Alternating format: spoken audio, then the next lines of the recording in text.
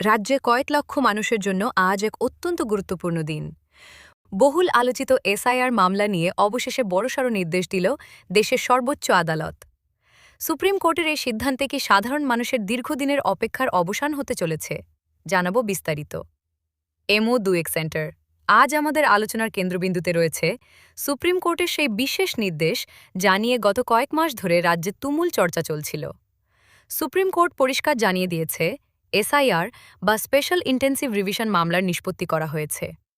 আদালত সূত্রে জানা যাচ্ছে, এই বিশেষ প্রক্রিয়ায় কয়েক লক্ষ আবেদন জমা পড়েছিল, কিন্তু তার মধ্যে মাত্র সামান্য কিছু আবেদনের নিষ্পত্তি করা সম্ভব হয়েছিল।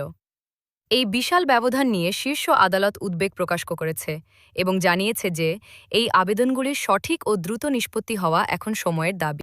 সুপ্রিম কোর্ট স্পষ্টভাবে জানিয়েছে, নাম তোলার আবেদনের ক্ষেত্রে কোনো জটিলতা থাকলে আবেদনকারীরা এখন থেকে সরাসরি হাইকোর্টের দ্বারস্থ হতে পারবেন। দ্রুত বিচারের স্বার্থে এবং আইনি জট কাটাতে ট্রাইব্যুনাল কিভাবে কাজ করবে সে বিষয়েও গুরুত্বপূর্ণ পর্যবেক্ষণ দিয়েছে আদালত। এই মামলার শুনানিতে আবেদনকারীদের পক্ষে অত্যন্ত জোরালো সওয়াল করা হয়, যেখানে সাধারণ মানুষের অধিকারের বিষয়টি প্রাধান্য পেয়েছে।